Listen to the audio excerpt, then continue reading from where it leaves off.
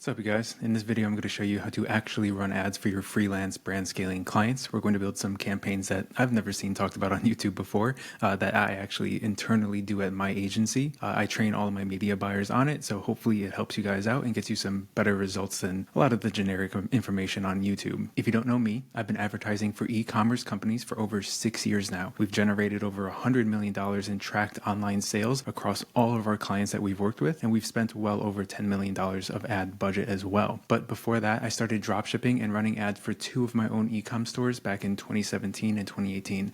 Both of those I got to around 6 figures in revenue a month with me running the ads, and I realized that I can actually take this skill to help other brands who weren't dropshipping. In my first video, I talked about how I started my freelance brand scaling journey back in 2019. Didn't really take it serious, but then about 6 months in, I was able to crack $10,000 a month, and then I've been consistently doing well over $20,000 a month, $30,000 a month since 2020, and that was 5 years ago, so you guys do the math. Knowing how to run ads for my own stores has given me a special edge because I knew exactly how to run campaigns to get clients sales even with a low budget, but I also know how to scale and how to manage high budgets, like some of our clients that are spending $12,000 a day. So I've been doing this for a long time and actually know how to run ads and make my clients a lot of money. And I think the goal of this video is going to be to give you guys some clarity on meta ads, since I know it can be very confusing when you're just starting out. But if you feel like you need extra guidance, I do have a free Discord linked below where we answer questions. You can talk to other brand scalers on their journey, and we actually have free monthly group calls. So there's lots of value for absolutely free, and actually our group call is coming up on June 18th, so you definitely don't want to miss that. But talking about the ads, when you sign a client, you'll want to get onboarded and partnered into their assets. You never want to create the ad account for them. I'm not going to go into it in this video, but there's a lot of risk with that, and you're eventually going to part ways with your client, so it doesn't make sense to hold on to that ad account. So I'm going to assume you're already partnered into their ad account. You've gotten the ad copies approved. You've gotten their asset folder, which is basically just a folder of their creatives, the stuff to actually use in your ads. You don't make any of it. All of that is provided to you. And once you have the assets, we have one very important step to confirm with the client, and that is, what is their daily budget? This is important because I set up campaigns differently for an account spending $30 a day versus an account spending $300 a day. For today, we'll just assume you got a $50 a day budget, which equals about $1,500 that they want to spend on ads in the month. You can take what I'm about to show you and apply it to larger accounts too. We follow the same framework even when we onboard clients spending $2,000 a day. But I think it's important to note that you need to learn the fundamentals of ads. Why are you running things? What are the metrics you should be looking for? What are the baseline metrics? If one is low, what can you do to improve it? That way you can apply your knowledge to each unique client instead of just copy and pasting, because for one client, a broad CBO might work best, but for another, sticking to an ABO single interest strategy works well. So let's set up something that'll work for 90% of your clients. I have a random ad account here that we just use for my company. This is what you're going to be doing if you get your brand scaling client. You have $50 a day. Again, you already have your asset folder. You're going to get into the ad account, you're ready to go, you're going to want to hit this green create button. Now, what's important about Facebook and what a lot of people don't tell you is that you need to tell it exactly what you want. And I know that there can be some gray areas because sometimes you go, well, I want to bring that brand traffic, so I'm going to do traffic. Well, no, because you can see down here, it's good for link clicks, landing page views, profile visits, calls, blah, blah, blah. And what's essentially going to happen is you're going to bring a ton of traffic. You're going to get 2 cent cost per clicks. You're going to get 2,000 people to the website. You're thinking you're doing a great job, but literally none of those people are adding to cart. None of those people are buying. You may get lucky 1 or 2 sales here or there because you're still targeting real people that may want to buy, but you're telling Facebook, I don't want sales, I want traffic. The same thing goes for engagement. You may think, I want to get this brand a ton of engagement. I'm going to run engagement ads and then sales will just happen because the people who engage, they like the product. No. You're telling Facebook you want engagement, and so you're not going to get any sales, you're going to get engagement. So long story short, that applies to all of these. If you have a local business client really wants leads, or if you're nurturing leads for a medical spa or something like that, you're probably going to do leads. You're not going to do sales. But for our D2C e-commerce brands, anyone's doing apparel, jewelry, some product that solves a problem, you're going to want sales. This is important, not just because if you click on this, you're going to get traffic, and if you click on this, you're going to get sales, but Facebook categorizes people differently. Everybody on Facebook is put into like these little pools in Facebook's algorithm. The people that they target when you do traffic are people that are known to just click around. They're known to look at the pages. They're never known to buy. And so Facebook puts a lower price tag on them, which is why your cost per click is going to be about 2 cents, 1 cent. You're going to think it's so great, but you're not getting the actual result that you need. Now, your cost is going to go up when you target sales. It's not a bad thing. It's just the price tag on those people is a little bit higher because they have buying behavior. They result in sales. A lot of other people are bidding for these same people, and it sounds bad, but it's true. But overall, when you optimize for sales, you're going to get a little bit higher cost per click, but you're going to be getting your goal of actually getting sales. And so we're going to want to hit this sale campaign here, hit continue. You're going to be faced with two options. One is advantage shopping campaign. Another is a manual sales campaign. You may have seen this in other videos because I have as well, but you're always going to do a manual sales campaign. Now, this doesn't mean advantage shopping campaign is bad. It's just another variable that you'll want to test later at scale. We always do ASC campaigns just to see how it performs compared to manual sales campaigns. And so don't forget about this one immediately. Always come back and see how this one does. It's just Facebook kind of taking their algorithm and going, hey, I'm going to do a lot of the legwork. You guys don't have to do your targeting. You don't have to worry about placements. We're going to figure all that out for you. That sounds great. And look, it even tells you that it's going to be streamlined. It's going to be tailored for your best audience. It's going to follow best practices. It seems like it's the best campaign, but I promise you it's really not. So we're going to want to do manual sales campaign when we're first starting out.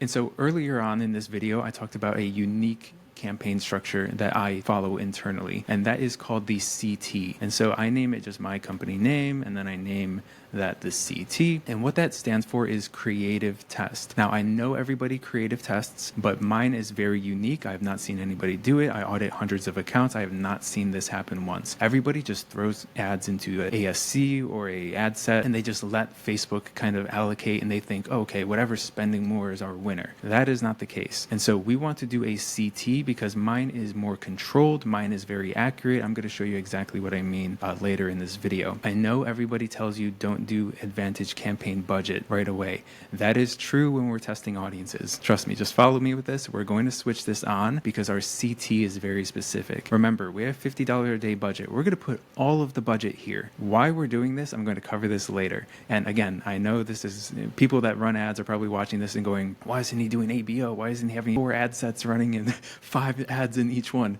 Guys, please. Anyways, so overall, we're going to do $50 CBO. All of this, we're going to leave as is. We're going to do highest volume for bid strategy. I'm not going to touch this. We're not going to touch any of this. We're not going to be doing special category. But of course, if you're doing housing or financial or employment services, then you have to do this. But to be honest, my strategy isn't going to apply to you if you're doing all of this stuff. So we're going to do CBO, $50 a day, which means our ad set is going to be at $50. We're going to label this broad CT, just so we know that it's for CT. Website and shop versus website. This is another thing the A/B test. If your client has their commerce set up, if they have the Instagram shop set up, if they have the Facebook shop set up, it's something to A/B test. But 99.9% of the time, you're going to start with website because we want to eliminate as many variables as possible when we're doing this initial CT. We don't want some people bouncing to the website, some people bouncing to the shop. That's going to alter conversion rate, which is going to alter how we view our ads later when we're identifying the top creative. So hopefully that makes sense. But for now, we want to make this a constant. We don't want people jumping around to shop. Later on, you can A/B test this just like you were able to A/B test the ASC campaign that we talked about before. And so website is going to be the first thing. Your performance goal is going to be maximize number of conversions. This is another thing to A/B test. Everybody tells you to do this one, but we always A/B test this to see how the performance fluctuates. A long story short, we tend to see better results when we go with this one. Then we pick our data set that's on the website. It's important to double check this. Make sure that your pixel is on your website and you select the right one. And then here you're going to want to do purchase. Now this one isn't optimized because my pixel is for leads, but overall, if your client wants sales, you're going to optimize for purchase. An important thing to know, you may think that you're bypassing the system by doing add to cart, by doing initiate checkout, because you're finding people that, well, if they add to cart, they're probably going to buy anyways. And so, why not do add to cart? Well, the thing is, Facebook is going to give you, like we talked about, exactly exactly what you ask for. And so if you optimize for add to cart here, even though you have a sales campaign, you are going to be getting hundreds and hundreds of add to carts, and you're going to be getting 2 purchases. You're going to start to wonder, what's happening? Like, why are so many people adding to cart, but everyone's leaving? Because you're telling Facebook you want add to carts, and so they're going to find you people in their algorithm, their data, that are known to add to cart, but also abandon that cart. And so long story short, you always want to pick the objective or the conversion event that you are aiming for. The end goal is going to be a purchase here. I don't do cost per result. This is even blacked out for me. Attribution setting, we leave it standard, which is a 7-day click, 1-day view. That's pretty just standard. We always turn dynamic creative off. And so if this is on for you guys, then turn it off, but it looks like it will be going away. So depends on when you're seeing this video. There is a conversation around, do I schedule this for the next day at midnight? No, I don't really care about any of that. I haven't seen that. It's a hit or miss, because I have seen accounts where if we do launch at 7 p.m. at night, that it will spend the whole $50 in that 7 p.m. to midnight. But there's also some accounts where we launch at 7 p.m. and then the account only spends $10, and then it restarts the next day and spends the whole $50. And I don't stress too much about this. I just leave it as is. I don't set an end date. I don't do anything like that. As far as ad set spending limits, this is something I do later on when I really want to control how much an ad set is spending. Mostly we do this for retargeting, just to make sure bottom of funnel is spending at least some amount of budget. But for this, with our one ad set being a CBO campaign, we're not going to set a spending limit. So just leave this off and then we should be good to go. Now for audience controls, we want to make sure Facebook has set this up, and they're constantly changing this to give you the least amount of control just so they can perform. I know this sounds great in theory. It's not always great. If you have this button here, sometimes there's another button over here. It's not save audience, but sometimes for you, it'll be further refine or further limit your reach or something like that. Just click on those buttons and go to the original audience settings, because this is going to get you better control, better manual control on your campaigns. And you're going to be able to target a lot better than if you left it how it was prior. We named this ad set Broad CT because it has a very specific goal that I'm going to cover later. Broad targeting, so leaving this broad, leaving this both genders, leaving this with nothing targeting, this in itself is a targeting, and you have to understand that, because the estimated size for this is about 178 million people. The important thing to know, and I was talking about this with one of my mentorship clients, Facebook is not showing your ad to 178 million people as soon as you launch this campaign. You don't have the budget for it. They know you don't have the budget for it. And so what they're going to do is they're going to look at your ad creative. They're going to look at your website. They're going to look at your targeting and your optimization event. And they're going to go, out of our 178 million, what is a small pool of 50,000 people that we believe are best for their offer, what they're doing, what they're optimizing for, yada, yada, yada. And so they're going to handpick a pool of 50,000 people. 50,000 is just a relative number. Like, it could be 70,000, it could be 150,000, it could be whatever. But for example's sake, it's 50,000. They're going to handpick that pool. So if I launch 4 different ad sets, all open targeting, I'm going to get 4 different pools of 50,000 people, which are different people from the previous pools, which is basically new targeting. And so you have to understand that this is how it works. And broad targeting is always still going to be new, especially if you add exclusions, but it's always not going to be your full audience size. Now, it's going to be the same if you do, let's say we do e-commerce, right? Now that narrowed our audience size down to 71 million. Facebook is not going to show your ad to still 71 million people. So even though you target e-commerce, you're still only going to be getting a pool of 50,000 people that you're going to be showing that ad to. Again, if people doubt this, this is why frequency is a thing. This is why you're at a 3 frequency metric when you're only spending $200. It's because you've exhausted your pool that they supplied you. You didn't exhaust 71 million. So I hope that kind of makes sense. And this is another point. When you do a interest targeting, just because this doesn't work once doesn't mean it won't work the next time you try it, because what you're going to do is, let's say we target e-commerce, right? We're not going to do it for this campaign. And I know I'm going off on a little bit of a tangent about this, but it's important to understand. If I target e-commerce and it doesn't work and I cut it out later because it spent a lot of money, it didn't get a return, we cut it so it doesn't spend. You can launch e-commerce again, duplicate that ad set, launch the same targeting. You're going to get a different pool, and that pool might perform, which is why you may see people launching the same targeting multiple times and each one is getting different results. It's because the pool is different. And so of course you're going to get different buying client behavior, different click-through rates, all of that stuff. But this campaign, maybe we can talk about this later in the video, but this campaign, we're leaving it broad. And the most important reason why we're doing that is because we're trying to eliminate as many variables as possible, because the only variable that we're testing for with this campaign specifically is going to be what creative do we even move forward with? Because you can target e-commerce, you can target people that like other apparel brands, you can target mothers if your e-commerce brand is selling like a baby product or something like that. You can target as many audiences as you want.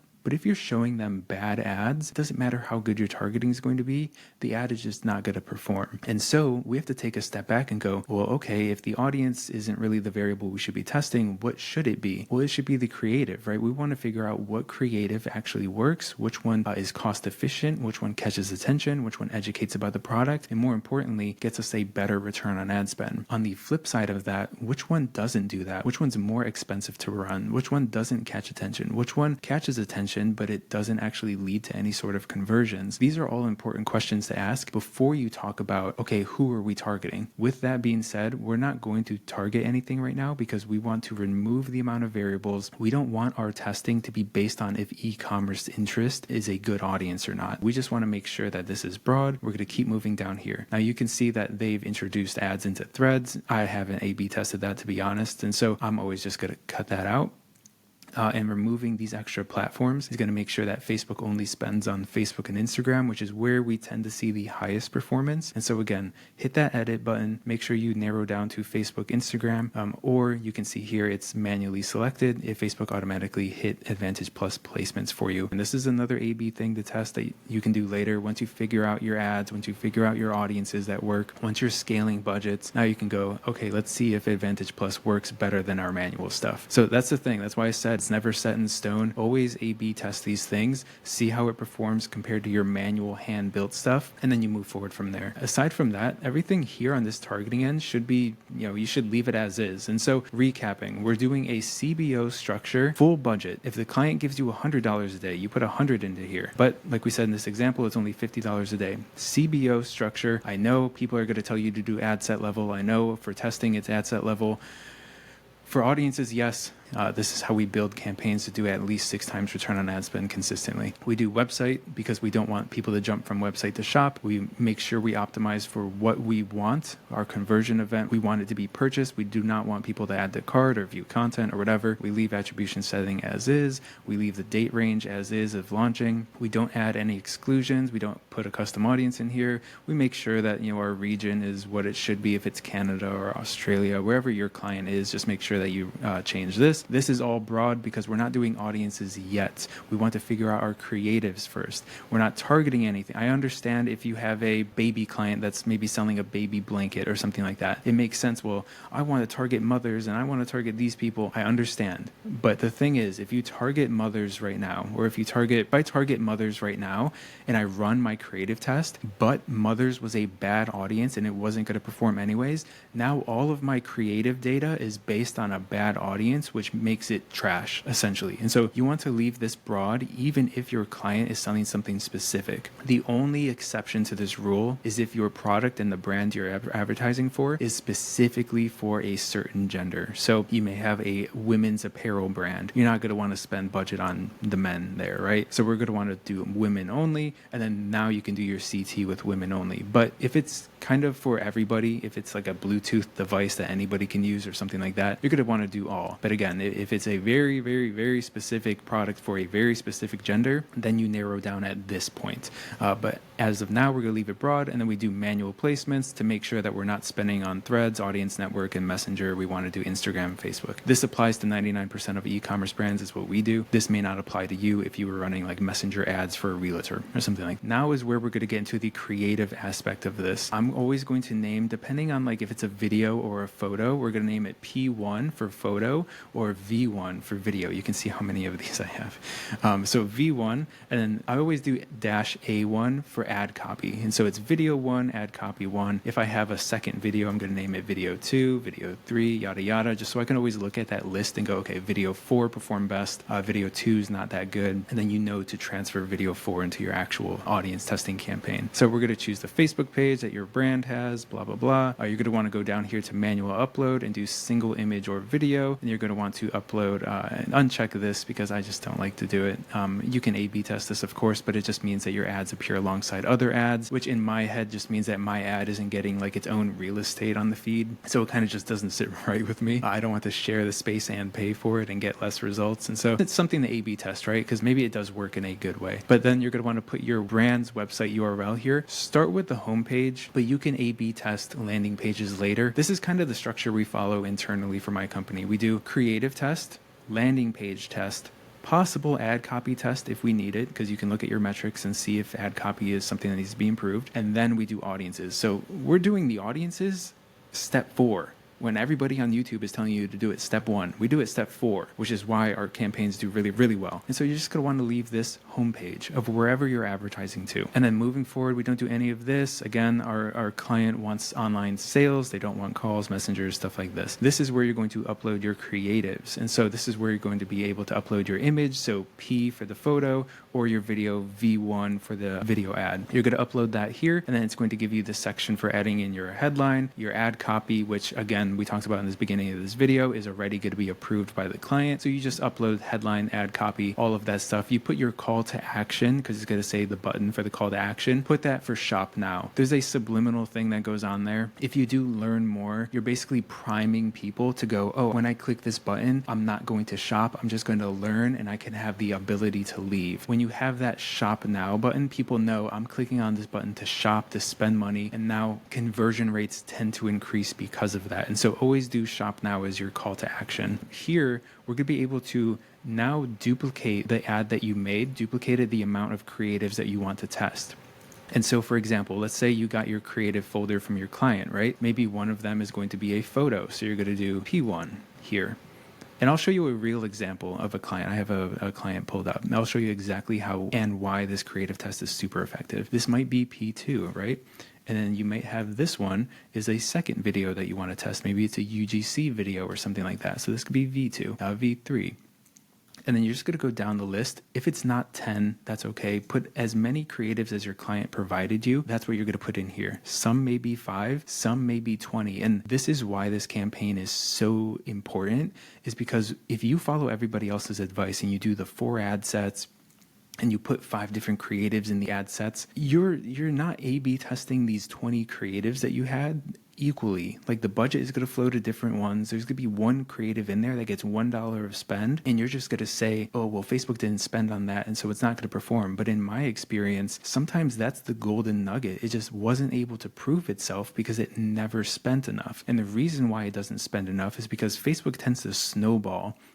So what that means is they spend on one ad and then it just continues to spend and continues to spend. And the thing that happens is it gets more impressions as it spends. And so of course it's going to get more views, more clicks, more comments, more purchases. It's not because it's necessarily better. It's because Facebook spent $40 on it, and on the other ad, it spent $1. And so if that ad spent $40, what would be the apples to apples test, right? That's exactly what this campaign does, because we put everything into one campaign, the CT. We make one ad set, very constant. There's no variable in here of if it's a bad audience or not. Now we have a list of ads in here. Now I know you may say, well, Sergio, the same thing's going to happen. The budget's going to go to one ad here, and then this one's going to get $5. This one's going to get 2 cents. The important thing is, and this is the hidden key, the hidden gem, so write this down if you have to. The thing is, we set a rule on these ads to stop spending after they hit a certain amount of impressions. And what that does is allow us to look at this data. Everything's going to be equal. They're all going to have a certain amount of impressions.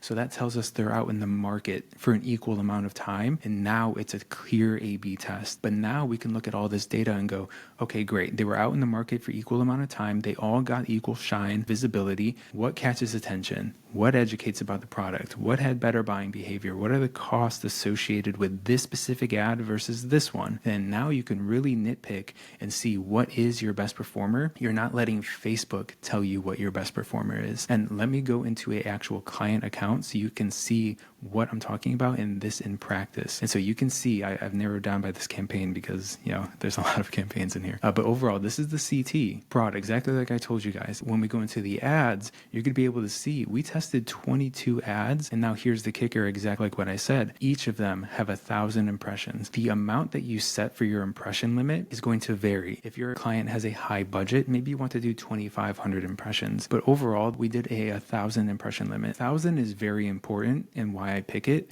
is because you need enough to be reliable data. If you just think you can bypass this and go, I'm going to set an impression limit of 100, it's not enough. Like, imagine if you're doing like a survey and you're only asking 2 people what they think about a certain thing. You may get people who 100% agree one way, 100% agree another way, or you may get a 50-50 split, and still, like, you're not really going to know what the average consensus is. That's the same thing with these ads. You want it to be put in front of enough people so you get enough data to say, okay, on average, this is how our market reacts to these certain ads. And now you can see they're all out in the market for the same amount of time, impressions. You can see if I sort by CTR, some of our best ads have an almost 9% CTR, 7%, 7%, 6%. The reason why this test is important is because there's an other end of the spectrum. These ads have a 2.5, 2.5, 2.6, 2.6. And what CTR means is click-through rate. How engaging is this ad on the feed? Does it actually stop the scroll? Do people care about it? This is important because I want to push ads that have a higher click-through rate, that people care about more, that it stops the scroll at a more efficient rate. Another metric I look at is link click-through rate, which is over here in my column. I can go, okay, great, it can stop a scroll and catch attention, but how well does it lead people to the site? So this is another metric you have to look at. You have 5% here, 5% here, 4%, 4%. On the other end of the spectrum, you have 1%, 1%. And so in theory, if you run this ad, you're going to get 1/5 of the clicks. And you could even see it's kind of like it makes sense here. We spent $26 on this ad. It was out in the market for 1,000 impressions. It brought 0 add to carts and 0 purchases. Now, if I look at the better ads, it was out in the market the same amount of time. We spent a little bit more because another thing to consider is CPM. This one had a $33 CPM. This one had a 26. So it's a little cheaper to run this ad, but it almost doesn't, it's not worth it because it just doesn't lead to higher buying behavior, doesn't have a bigger click-through rate or a link click-through rate. And so we ran this one for $34. It was out in the market for the same amount because of the higher CPM, but it led to 5 times more clicks, which ultimately led to 14 more add to carts, which led to 2 sales. And so this is why this test is so important, is because when you do it this way, you can clearly see without spending months on just running random campaigns and letting Facebook allocate the budget. You can very quickly identify what are the ads I move forward with, what are the ads I cut out. And to be honest, when we tested these 22 ads, we moved forward with like 2. Like, why am I going to run this one down here with a 1%? Why am I going to run this one down here with a 2.5 when I can run something with a 5? With a 5 leads to buying behavior, leads to actual purchases. This is why this test is important. Remember what I talked about. Step number 1, identify what creative to move forward with. Step number 2, now you can do a link test, which we can go back and build. Let's assume that video 2, right? Video 2 is your winner. There's a lot of different things to look at. Like, you have to look at your cost per click, your buying behavior, your cost per purchase, your link click-through rate, your click-through rate, your CPM. You have to take this mix of like 6 variables. Which one do I use? Which one that I can move forward with? Because you can see down here, well, Sergio, this one has 3 sales, 32 content views, 2 add to carts. Why aren't you using image 16? Over the long term, because remember, these only ran for $30. These ran for 1,000 impressions. Over the long term, a 2% link click-through rate is a big deal. Over the long term, it's not going to pan out as good. And so I would probably choose this one. This one catches double the attention as well, 4.6, 8.9. So this one just catches more attention. It leads more people to the site. It leads to better buying behavior. It leads to sales. And so overall, I know this one has more sales, but it just doesn't have the metrics to support a long-term kind of journey. And so let's assume we're going to move forward with video 2, right? So, okay, great. We did our CT. We limited the impressions. We narrowed 22 ads that the client gave us in a folder. We narrowed that down to one of the best ads that we can possibly run. Everything else is just going to weigh us down. It's going to drag down our budget. We want to make sure that we're only allocating 100% of the spend to the best ad. And so video 2, let's go back into my campaign. Let's name this one video 2. Let's assume it's that ad that we move forward with, right? So we save this. Let's just publish this. I'm going to make sure that this is turned off so I'm not spending money on it. So let's publish this. It's probably not going to because I didn't put a URL or any photos or anything like that. Yep, exactly. So, okay, now we're going to do a link test because remember, we're doing the things in stages. First, we figure out the creative. Then we figure out where do we drive that creative. This is like the journey that the users take, right? They have to like the creative first. It has to be cost efficient. It has to actually do its job. The next step is what happens after the click? Where do we take users? Because conversion rate matters. I'm not going to cover that in this video because this video would be 50 hours long. But next we're going to cover what landing page actually drives users to purchase at a faster rate. Which one educates about the product more? I understand that some people may think that just take them to the product page. It's the fastest one. They don't have to click around on the website. They can add to cart right there. In theory, yes. And you're going to learn that a lot of things with Facebook ads, they sound great in theory, but in practice, it's a waste of time. And so you want to A/B test the landing pages so you can actually move forward with data-driven insights. And so you're going to do the same thing here, but actually you're going to do ABO this time, but we'll cover that. So we're going to do your business name, and then we're going to do LT. Stands for link test. We're not going to turn on Advantage Campaign Budget because we want to control where our budget goes on the ad set level, because the ad set is going to tell us the difference of landing page. So what was this ad called? Video 2 existing post. We're going to take our winner. So video 2 A1, and then we're going to say this ad set is going to homepage. We're going to do website again, because remember, we don't want to say it's going to the homepage and then people just jump to the shop. No, we want to take everyone to the homepage. We're going to choose purchase because that's what we are telling Facebook that we want. And then now you're going to look at your daily budget. This is where you're going to have to go to the client website and figure out how many pages does it make sense to drive traffic to. You're not going to want to drive traffic to like the About Us page or the FAQ page or something like that. You're going to want to choose pages that make sense. So think of yourself as the consumer. If I see an ad, where do I want to possibly land on? It's going to be the home page. It's going to be the collections page or the shop all page of like the best sellers or something like that. So you can choose which one you want. Or it's going to be the very specific product that you saw, a t-shirt, a dog bowl or something like that. And so in that example, we have 3 pages, right? You may have more.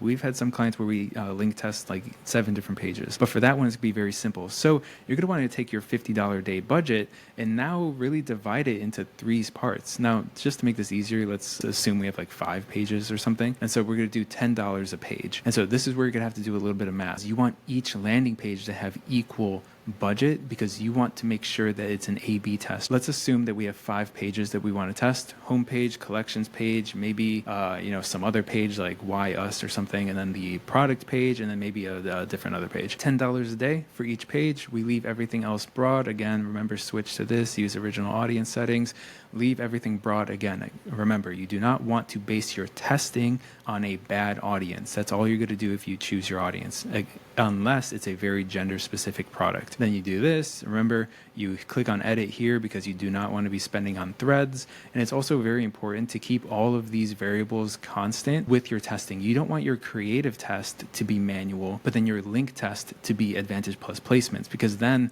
the budget's going to be spent between these 3. It's not going to be an A/B test. You want everything to be so clear, so similar to the previous test that the only variable is what you're actually testing, which in that first one was creatives. That second one here is going to be landing page. So we leave this Facebook, Instagram. We left everything else broad. It's very simple. Like once you get the hang of this, you can set up these campaigns in 2 minutes. Manual, broad, nothing kind of excluding, unless you want to get very specific and exclude previous purchasers or something like that. Then you do the math of your daily budget divided by how many landing pages you want to test. We said in this example, we're going to do 5 landing pages. So we're going to do 5. And then remember, you have your winning ad here. You're going to duplicate from your creative test the winning ad. You're not going to duplicate anything else, because remember, the whole point of the test, what ad was cost efficient, actually drove buying behavior, actually had better cost per purchase, actually led to more click-throughs and stopped and got more engagement, had healthy CPM.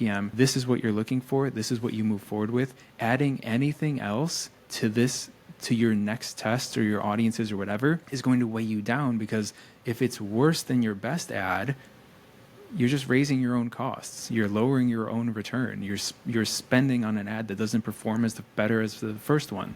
This is, guys, this is why like the brands that come to me and I audit their accounts, they've spent $10,000 on ads that should not have been spending. That's how we're able to go in, work with these e-commerce clients and cut out all of the ads that should not be spending in the first place. We do our creative test, we identify the best ad and we move forward with that. In most cases, we're able to increase revenue by 50, 80% overnight just because we cut the fat. We didn't do any magic trick. We didn't raise ad spend. We didn't tell the brand to do a promotion. We just stopped spending $1,000 on a bad ad. And we put that $1,000 on a good ad that led to more clicks, more buying behavior, more purchases. It's as simple as that. And so that's why we do these things step by step. Imagine if we were testing audiences right now. What if we were testing an audience, but we were leading them to a bad page and we were using a bad ad?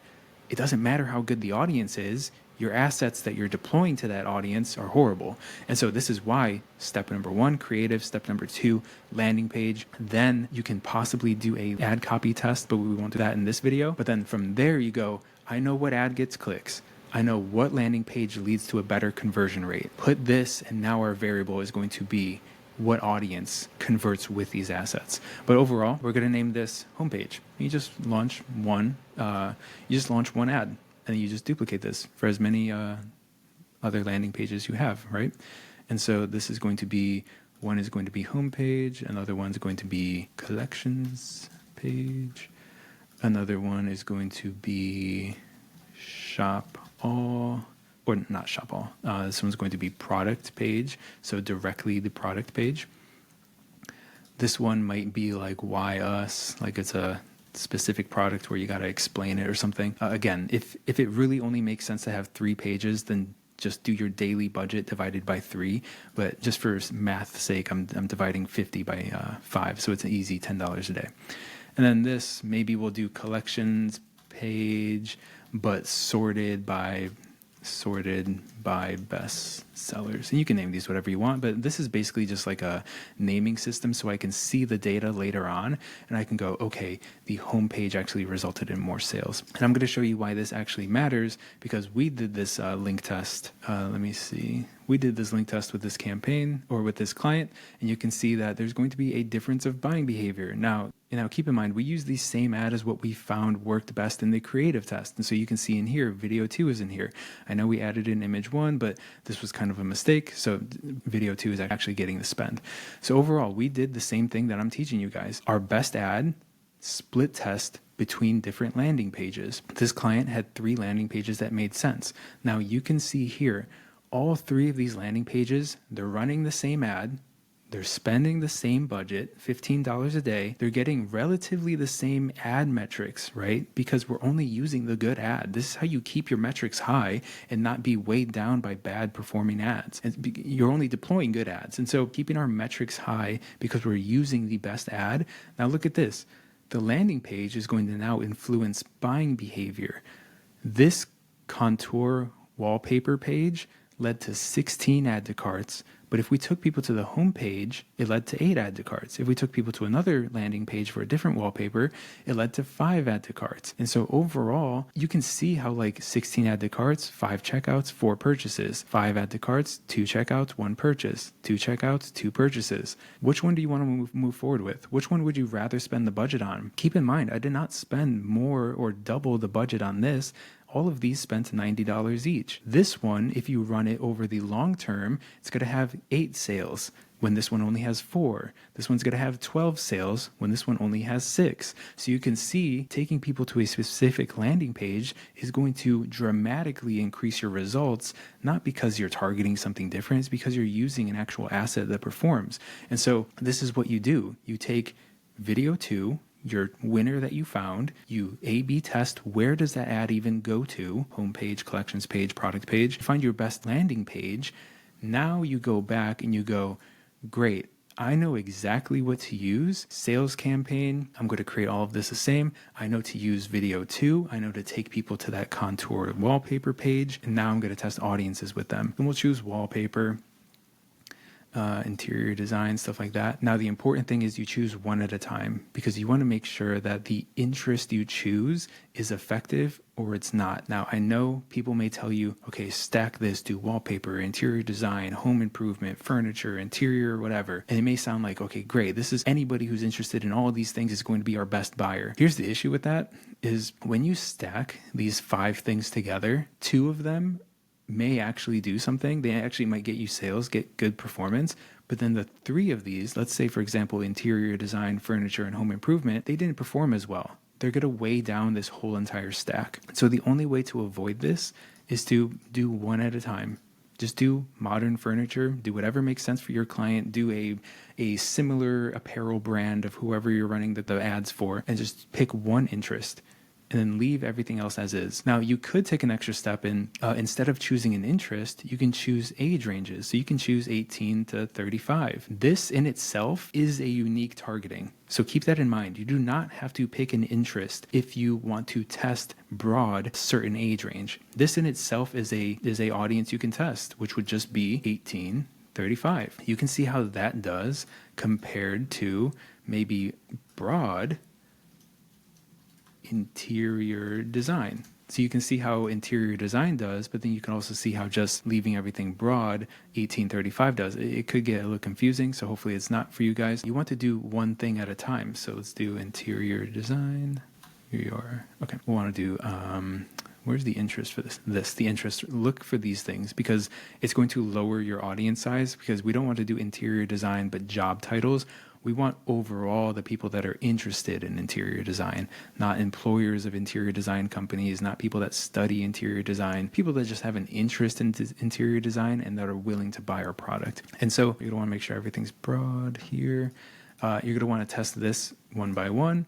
Again, you're going to be using video 2. Remember the winning ad creative that you found, and you're going to be using that contour wallpaper landing page or whatever landing page you found performed well. And then here, we're going to choose something else. We're going to choose home improvement. Make sure that you get rid of interior design.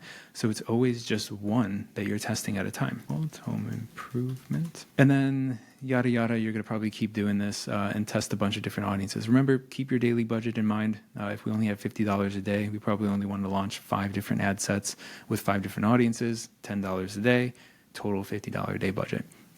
This is not including, when you want to start retargeting later, which we won't cover in this video because that's a whole building those audiences and stuff. And so we're going to want to choose something else here, maybe renovation, home repair, furniture. We can maybe do furniture maybe. There's a lot of things you can test. You can really go left field with your testing. We have clients that we sell like phone cases for, and you would think just targeting like OtterBox and stuff like that makes sense. We target like working professionals, we target commuters, and they perform really well. And so really think outside the box, really play around with your targeting. Furniture. And so at the end of the day, you're going to see that you created this campaign. I'm going to name this one. We're going to do ADVT.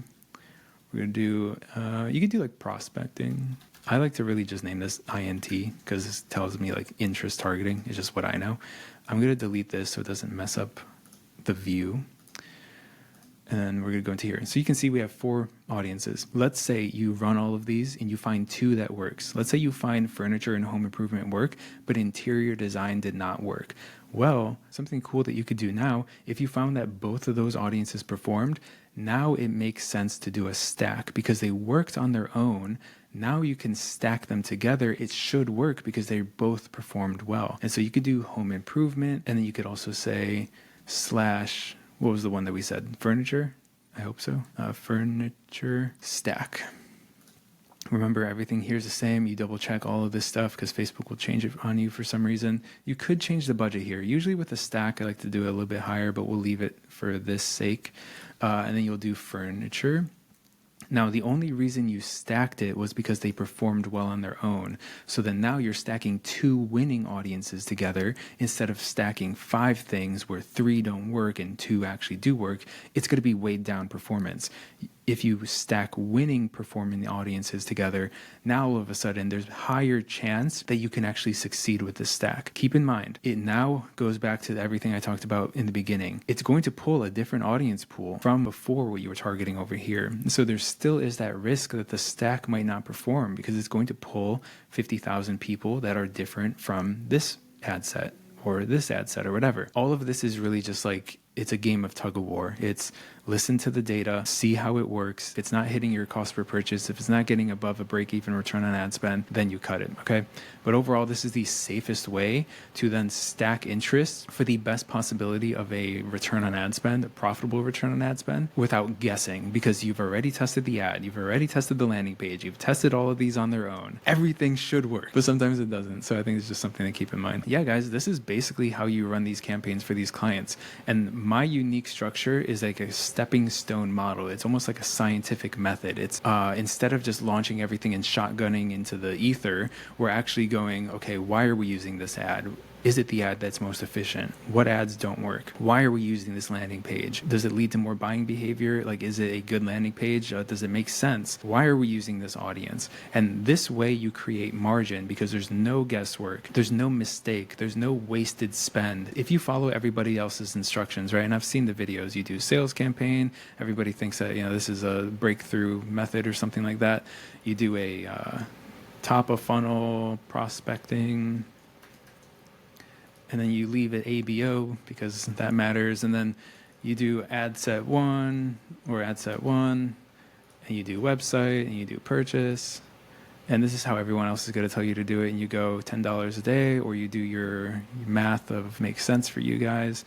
And then here you go into, well, what is our product selling? It's a baby product, so we're going to target parents. And then in parents, we're going to do 4 ads in here, and then we're going to look at what Facebook chooses. And again, it's going to snowball spend. It's not going to spend based on actual performance. Here, if you're going to have 4 different ads, there's no control. Like, you're giving up the control. Like, you're letting Facebook kind of figure out what works. And maybe you're going to realize, okay, well, P3 actually got the most spend and it gets the most sales. That's our winning ad. So then we're going to turn off this one and this one and this one, and we're going to leave P3.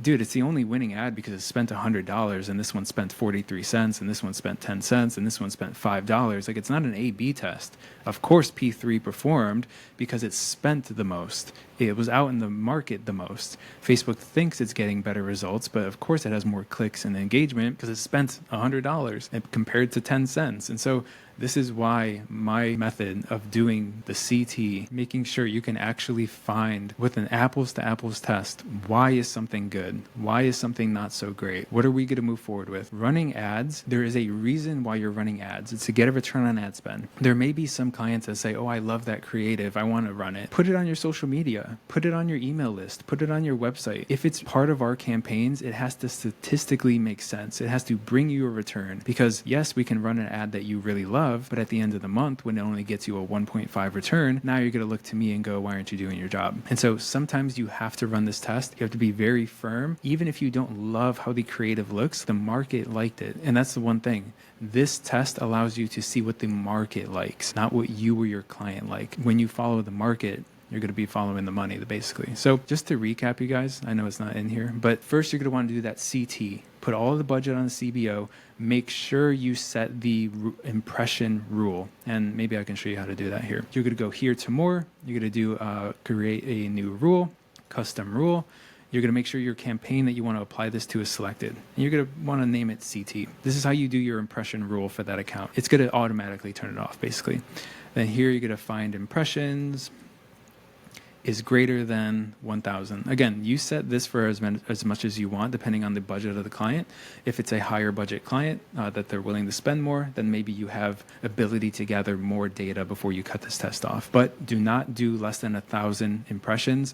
You may think that, wow, I can finish this test 10 times faster, like I said earlier, but you're not getting reliable data. 1,000 impressions is probably the limit, the very lowest amount of reliable data. And so the condition is you're going to want to apply this to all active ads in the selective campaign. So sorry about missing that. You're going to want to do turn off the ad. So this is an important piece. Active ads in your selected campaign, turn off the ad. If they're above 1,000 impressions, you leave this on for the maximum time range, continuously on Facebook, subscriber, and you create this, okay?